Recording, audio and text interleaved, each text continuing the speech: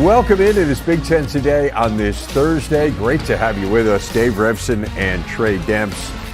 Man, there's a lot happening right now. We had 2 games last night. We got 3 more tonight. The standings are literally in massive flux. They're changing by the moment. You got teams in the top 4 dropping down to number 9. It's been crazy. Yeah, right. Good luck trying to keep up with these standings right now. I mean, it just seems like it's changing every day. You can go from being a 5 seed to a 9 seed in the Big Ten right now. It's just so fun to watch with the parity in the league right now. And huge win for Wisconsin just to get them back pretty comfortably right now in the field. They got to have a lot of work to do going forward, but it's huge for Wisconsin to kind of be in that 11th spot right now. Absolutely. That is our big story today. It is the game from last night. The Badgers taking down Iowa 64-52 in Madison. They completed a season sweep of the Hawkeyes. Wisconsin shot 52% from the field, one game after hitting just 33% in a loss to Rutgers. Connor Essegian leading the way with 17 for the Badgers. They improved to 8-9 in conference play and held Iowa to 3 of 28 from three-point land. And Trey, you talk about it. Look, they are very much on the cusp. They were the first team out of the bracket, according to Mike DeCourcy in his Tuesday bracket. So you get a home win. Does this get you in? I don't know. He'll let us know tomorrow. But it's one of those games you just couldn't afford to lose. You got to take care of your home court. Wisconsin managed to do that. What stood out to you about the performance? Well, I think the Wisconsin side, it started out a little bit shaky. They had 5 turnovers in the first 4 minutes of the game. And, Iowa's pressure really bothered Wisconsin. But I thought Wisconsin did a really good job of kind of settling down, doing a good job of attacking that pressure. And when they attacked the pressure, they didn't attack to settle for threes. They did a good job, especially Tyler Wall, of attacking that pressure. He's kind of a unique guy that he can kind of break the press. You don't have really have a matchup for a guy like him. He's able to kind of break some of that pressure and get downhill and get some good opportunities and also get some of those hockey assists to get other guys involved. So I thought that was a big key. But for me, the biggest key was Tyler Wall's defense on Chris Murray. To hold a guy that's a first-team all-conference guy to 2 of 10 from the field overall for the game, 0 of 3 in the first half. He just kind of stuck with him, was able to fight through screens. The injuries that he's battling right now. But he did look a lot more healthy even in their previous game. And I think it was his performance, 11 points, 14 rebounds, being able to kind of really slow down what Iowa likes to do on the offensive end, fighting through some of those motion screens, I think was the biggest difference in last night's game. Yeah, absolutely. And you mentioned Chris Murray, just 5 points. He had been in double figures 15 straight games. He had foul trouble in the first half, and so that certainly helped. But he got back out there in the second half, and Wisconsin did a great job of shutting him down. This team is so much better when Tyler Wall is healthy. And it's interesting, I did the game against Rutgers over the weekend, and we were talking, Stephen Bardo and I were talking, there were a couple of moments in that game where it felt like he had that bounce back in his step, and then it kind of faded as the game went on. But I thought last night's game, to me, and again, I'm just observing, right? What do you know? What do I know more accurately? But it seemed like he had more bounce in his step. It felt like for the duration of that game, this was the best he's looked over an entire game. Yeah, because, in a lot of ways, when you're, especially with that ankle injury, there's moments throughout the course of a game where you're feeling good, that ankle's kind of feeling 100%, and then it could be just one quick movement, right, in the course of a game, and you kind of get that pain back, some of that swelling starts to take place, and then it kind of slows you down for the rest of the game. But it looked like last night, like there was no hesitancy. Right. Everything was sharp with what he was doing on both ends of the floor. He was getting to his post-ups and able to kind of finish over the top of people, being able to guard Chris Murray, as we mentioned. So I think if they have him healthy, because, in the beginning of the year, he was number 1 in the conference over Zach Edey in usage rate, and just how much they rely upon him on the offensive end to kind of initiate things. He's a guy that's able to kind of bring the ball up the court and able to kind of generate some offense of just going straight to the post where you don't really have to run a play. You can kind of get the ball to him in isolation situations, and he's going to always make the right read. And I think going back to the game a little bit, I thought Wisconsin, when they made those 3 threes down the stretch kind of in the second half, I thought they did a really good job of attacking Iowa's blitz defense and pick and roll coverages. And I thought they did a pretty good job of that all night and just kind of making those simple reads out of that blitz coverage where the big man from Iowa is hard hedging, kind of making a quick pass, and they were able to get some open opportunities from the three-point line. I think Klesmit, Hepburn, and Essegian all headed three. And I think that was ultimately kind of what gave them separation down the stretch. Yeah, and obviously shot the ball significantly better than Iowa, which frankly isn't a very high bar. I mean, Iowa really struggled, and we'll talk about the Hawks in a moment. I thought the other thing that really stood out to me was Wisconsin's ability to defend without fouling. Yes. And keep Iowa off the free throw line. Wisconsin still does not shoot free throws well. They did not shoot them well last night, but they had 5 more attempts than Iowa did, and Iowa makes so much hay at the free throw line to keep them off the line. Again, this is what Wisconsin does. They are a team that doesn't put its opponents on the line a whole lot. But that's, again, particularly if Iowa isn't hitting from the outside, if you don't send them to the line, how are they going to beat you? Because certainly they're not going to beat you. They haven't been beating people at the defensive end. Right, and I think you got to give Carter Gilmore a lot of credit. I thought he gave them really good minutes in that second half, especially Iowa's big man Bracha had a good first half, was kind of able to get his way, and then Carter Gilmore was able to kind of switch onto him and kind of wreak some havoc on the defensive end and slow him down. And to go to Iowa's offense, I mean, yeah, it's just staggering, kind of the difference, right, between what they shoot at home versus what they shoot on the road. I thought Iowa had really good looks on the offensive end. They did a good job of pushing the pace, kind of beating Wisconsin down the floor, getting some three-point opportunities, but it's just, I think, a matter of confidence. And as a player, you kind of know that, right? You kind of understand those trends. It can kind of play into the back of your mind. And so I think that's going to be something that's significant going into the rest of the season, playing away from Iowa City. Like, they're going to have to be able to be confident in knocking down threes. And I thought, too, Wisconsin kind of let some of Iowa's guards shoot the ball, right? You talk about Aaron Eulis and Tony Perkins. Those guys combined for 23 field goal attempts, and I thought Wisconsin kind of left them open on the perimeter on purpose. And I think that's going to be a key. That's going to be a theme. I think teams are going to let those two guys and live with those two guys being able to knock down perimeter shots. And so I think it's just a matter of confidence because they're really getting good looks right now. Well, they are, and that's what's crazy about it, right? I mean, I think it would be one thing if the offense just wasn't flowing for whatever reason, and it felt like there's just that lack of fluidity. But to me, anyway, I don't see that as being the case. I mean, watching them, and you think about the 2 games now, the game at Northwestern over the weekend, and then this game last night, there's 6 of their last 52 from 3. I mean, which just is crazy. Right. Because they've got good shooters. Now, I understand what you're saying about, Eulis and Perkins, but, I mean, there are other guys who can really hit threes on that team who have had wide open looks. I mean, they had a couple looks where there was no one near them yesterday. I mean, they were the kind of shots you get in shoot-around when you're working against, just running through your own plays and there's no opponent against you. You had 3 or 4 seconds, and they weren't hitting him. I mean, that to me was really shocking. And as you're talking about, just the difference between Iowa at home and Iowa away from home, and they scored 21 more points per game at home than they do away from home. Yeah, I mean, I don't know what to make of that. I mean, it's just hard to kind of think about what it could be, what you could do, because as you mentioned, I mean, they're really getting good looks on the offensive end. I wouldn't be surprised if Fran McCaffrey kind of goes to more of an offensive lineup, playing Dix a little bit more, Sanford a little bit more. They had success kind of when they were struggling early on in the Big Ten season and playing those 2 guys along with Connor McCaffrey and just kind of having 4 shooters around the perimeter. But I think Chris Murray can also be a guy that kind of helps and contributes to that. And I think he needs to be more aggressive, attacking downhill, looking for more opportunities and switches to be able to kind of create for some of his teammates, especially in the half-court settings, because, in this game, he only had 5 field goal attempts from 2-point range. And I think that is really something that is a matter of not being able to attack downhill and not being able to be aggressive in offensive situations. So I think that was, for me, one of the big things, too. He could do a better job of attacking, being aggressive, and finding some of his teammates.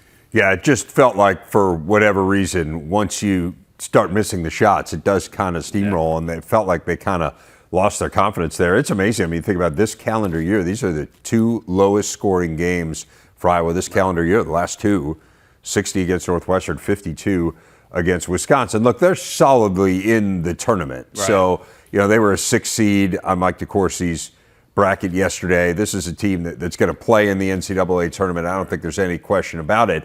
But the NCAA tournament, as we know, is not played at Carver Hawkeye Arena. Yes. So they will have to figure out how to fare better here coming up away from home. They do head home for Michigan State, but then they got a road game at Indiana, and that will be a really good measuring stick. That is a very difficult place to win. So let's look at the Big Ten standings. Iowa, this is kind of what we were talking about off the top.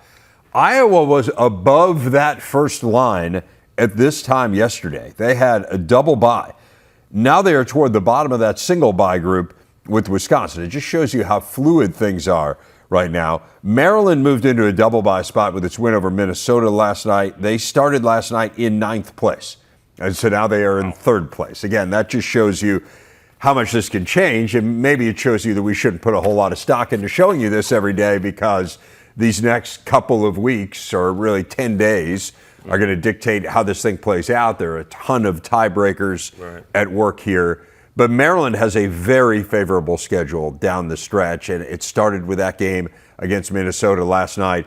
For about 10 minutes or so, it looked like the Gophers may hang with them, and then Maryland just blew them out. Terps so good at home, still haven't lost a conference home game there. What did you take from their performance? I think the biggest thing is they're starting to get contributions from everybody, right? I mean, Hakeem Hart had an incredible first half, and they're able to play through him in isolation situations, him initiating the offense. I mean, over the last 4 games, he's averaging 18 points per game, 5 assists, 5 rebounds. And so when I look with him, along with Dante Scott, who's able to create some offensive opportunities, it just takes so much pressure off a guy like Jameer Young to have to initiate and create everything. I think now it's just a matter of, can we do that on the road versus just doing that on home? And I think Don Carey is an important piece as well. I thought he had a really important second half where he kind of blew the game open. He had 8 points to kind of start that second half, and the game was kind of over from there. But I look at this Maryland team, it's just a matter of, can we make this a full court game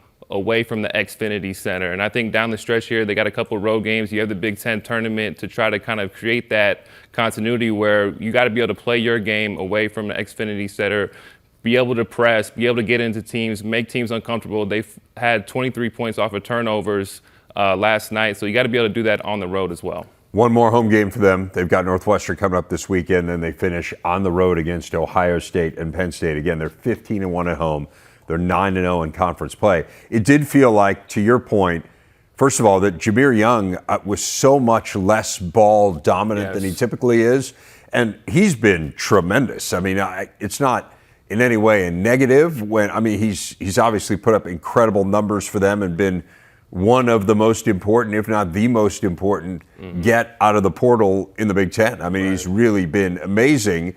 However, I think to your point, if they are going to try to make a deep run here in the NCAA tournament, it does feel like you need to have those other guys playing with confidence. Dante Scott had not been good the last couple games. As you said, Carey at times tends to disappear. So if you've got all those other complementary players, you have to be feeling much better about yourself heading into that stretch run where, again, I think they're in a great spot to be one of those teams that ends up with a double bye. Yeah, and they have good depth, too. I mean, they have guys coming off their bench that know their roles. You talk about a guy like Martinez that comes into the game, I mean, even last night, and brought great energy. And kind Evan Ward said he was the key to the game. He was the key to the game. Yeah, when he came in, 15-0 run, kind of blew the game open. Maryland really came out flat against Minnesota. So a guy like Martinez, a million, Long, those guys are key pieces, and I love the fact that they know their role. They're not going to play outside of themselves, right? They know that they're not scorers. They're not guys that they're going to be dependent upon on the offensive end,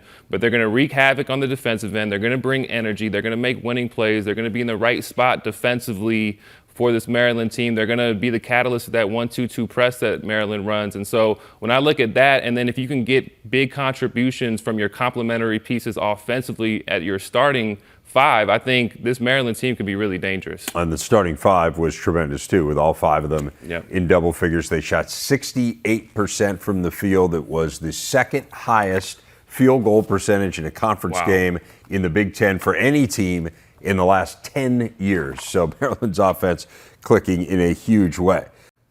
Latest bracketology from Autumn Johnson. Indiana is a 1 seed. Maryland and Iowa both 2s. Michigan is a 4. Ohio State a 5. Illinois and Purdue both safely in the field, or reasonably safely as well, with Nebraska now in the last four in after they beat Illinois by 33 points in Champaign last night. We mentioned Autumn Johnson. She is joining us now to get a little more insight into where things stand as we count down. Women's tournament is a week from now in Minneapolis. Autumn, let's start at the very top with Indiana. They have built an incredible resume. I thought it was telling. I know it's just one voter, but I thought it was telling this week where Indiana got one AP number one vote. They were the first team other than South Carolina to get one. Give us a sense of how they stack up against those other number one seeds. South Carolina, clearly one of them, but also LSU, Stanford. How does their resume stack up? Yeah, you mentioned it too, the fact that Indiana had a vote for a number one overall pick. I mean, that is insane. Like, South Carolina has held that for a while, but Indiana giving them a run for their money for sure. South Carolina, Indiana, and Stanford, LSU actually at the end is my most recent team taking over UConn. That could have been a spot for Iowa too if they would have got that win, but we'll get into that shortly. But I think Indiana and South Carolina are head and head to each other. But for me, Indiana has been the most consistent team. Recently, we saw South Carolina have a scare against Ole Miss in overtime this past Sunday. The last time Indiana got a loss was back at the end of December, and that was without Grace Berger. They're riding on a 14-game winning streak, but they stack up pretty well against these one seeds, and they're pretty solid at that 2 spot overall. Indiana is 7-0 against net 25 wins opponents. South Carolina is 6-0. They're both top 10 in scoring. They possess suffocating defenses. I can go on and on and on with the talent and depth, but for right now, I think South Carolina or in Indiana are the most solid one seeds that we have right now on this line. And Indiana, of course, has a chance to enhance its resume coming up this weekend, taking on Iowa in Iowa City, which, as we know, is no small task. Maryland learned that when they went to Iowa City because they got beaten by double digits. And then they turned around this week and just obliterated Iowa in College Park. So obviously there's no recency bias with the committee, right? They're looking at that game in Iowa City the same way they're looking at the one in College Park. That being said, what did you take from the way that Maryland kind of dismantled Iowa, and what does it mean in the bracketology world? Oh, man. I mean, Maryland's defense is what got it done. I think this is a complete team, and I think that's something the committee is looking at as they sit as a 2 seed on my bracketology. I'm pretty sure we're going to see the same. We're going to get the second top 16 revealed this later on today, so we'll see how they shake out. But, they held the number one offense in the nation to only 66 points. That's a season low for Iowa. This is a team that nearly averages 88 points a game. I think I was very impressed with how they threw multiple defensive looks at Iowa. They took away one of their primary scorers, and Monica Sinano, who only had 6 shot attempts, which is very unlikely, very uncharacteristic. And we saw the same thing from Indiana. Sinano had about 5 shot attempts in that one. They didn't make it easy on her. And then on top of that, they ran a box and 1 on Caitlin Clark, face guarded her, made it very difficult. They played man-to-man. They pressed late in the game. So many defensive suffocating stops for this team.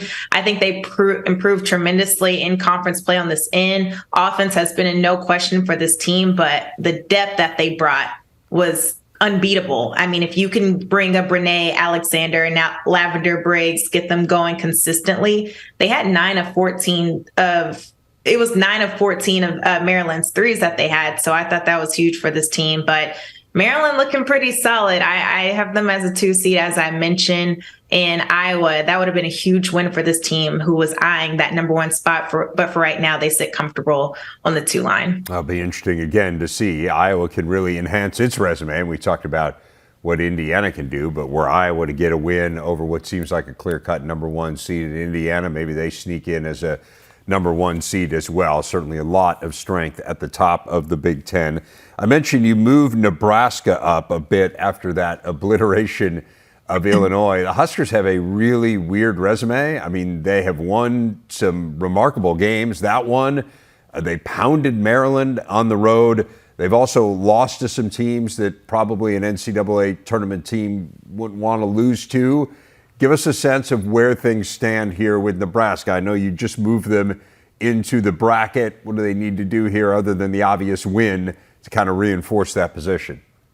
Yeah, it's been a roller coaster ride for Nebraska for sure. They've been going back and forth in and out of my bracket so far, but that huge win, 33 points over Illinois, that gives them another ranked win underneath their belts on their resume, and just the fashion that they did it in. I mean, this was one of the best offenses that they put together this entire season that I've seen. They shot 59% from the floor. All starters had double-figure scoring.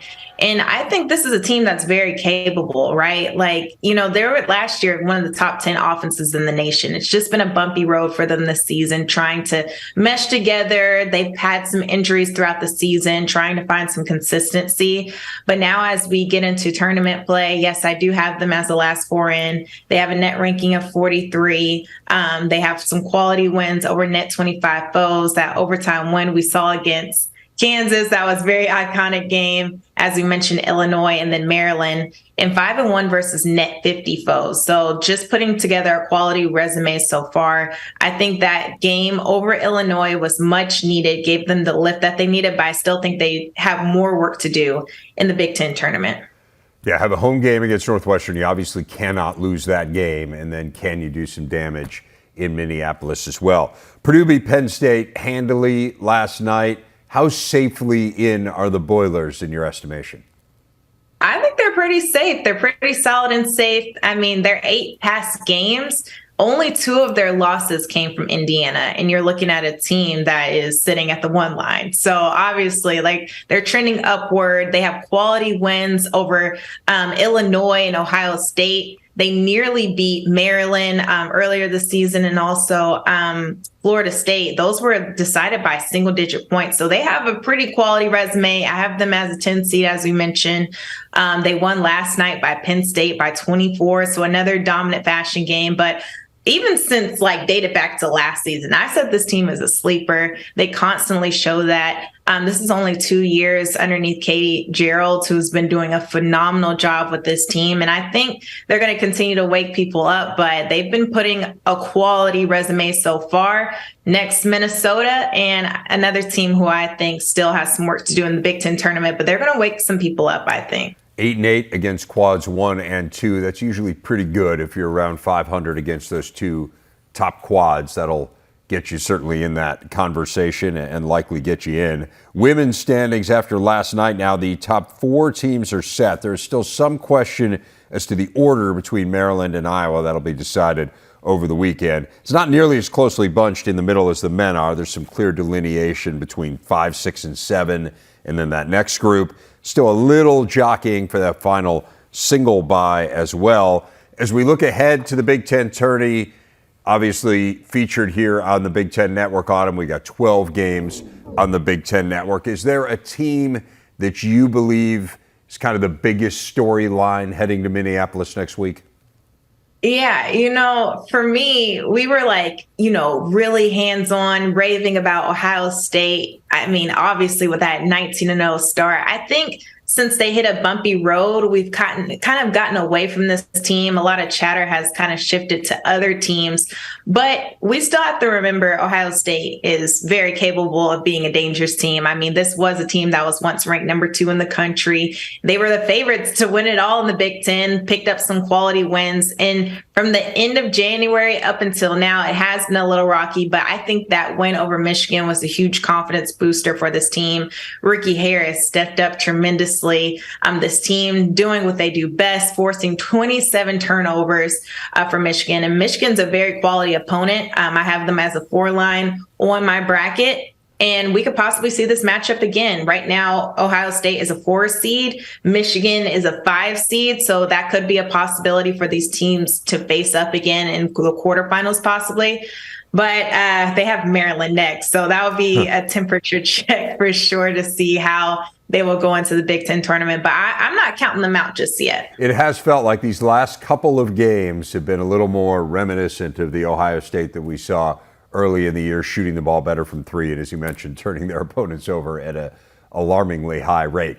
Autumn Johnson, great stuff. I know it's a really busy time for you as you try to sort through the bracket. We always appreciate you giving us some of your time. I appreciate y'all. Let the madness begin. It's always fun to compare what you thought heading into a season to what you think as the season unfolds. And I commend you for being willing to bring back your preseason expectations. We're looking at the top backcourts in the Big Ten. This was your top five. You had Michigan State at number one, Tyson Walker, A.J. Hoggard, then Rutgers, followed by Indiana. Obviously, Xavier Johnson has been hurt all year. Hard to know what they could have been with him in the lineup here during conference play.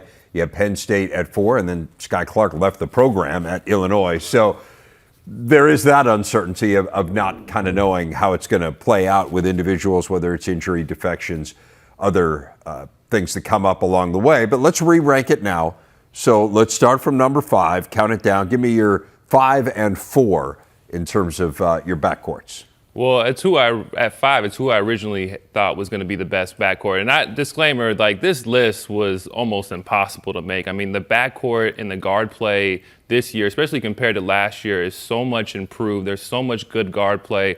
I ultimately think that's going to bode well in the NCAA tournament time. But for me, it's Hoggard and Walker. Those two guys have been the heart and soul of this Michigan State team this year. They averaged 28 points combined, and then 67% of their points come from either their points or their assists. And so that just shows how reliant they are upon those two guys. And they're really good defenders too. They're able to pressure the basketball, keep teams in front. Michigan State has one of the best three-point defenses in the conference, and in large part has to do with those guys being able to keep teams out of the paint in dribble drive situations to avoid those kick-out threes. So that's why I got in Michigan State number 5. So you got Michigan State 5. Who's 4? I got Fletcher Loyer, Braden Smith. I mean, this was one of the ones that I don't think anybody expected. I mean, Fletcher Loyer came in with some hype being a 4-star recruit, but I think Braden Smith was the guy that just kind of came out of nowhere, to be quite honest with you. But I was able to see him in the preseason, and he was kind of the first guy that I noticed. I know Bardo said the same thing when he was able to get out to practice during the preseason. But, I mean, just their ability to have such a high basketball IQ at a young age, understanding when to get the ball to your big fella, to get the ball to the best player in the country, and then also when to be able to look for your own. And they just make winning plays on a consistent basis, right? Even over the last few games where they haven't played the best basketball in terms of just offensive production, when it gets down in the stretch, when it gets into the clutch situations, they have such a high basketball IQ. They make winning plays on the defensive end. They take good shots. They take care of the ball. A lot of the ball handling responsibility is put upon those guys' shoulders. So that's why I got them at number 4. All right, just a couple minutes left, so let's run through the next two, number 3 and number 2. Where are you going? I think Hakeem Hart and Jameer Young, and we talked about in the beginning of the show, I mean, Hakeem Hart is taking his game to the next level to kind of be the running mate to Jameer Young. And so I look at those two guys and what they bring on the defensive end as well. I mean, Jameer Young with his quickness, Hakeem Hart with his length. And I think those two guys really complement each other well just because they do different things and they are able to score in different ways. So that's number 3. Number 2 is?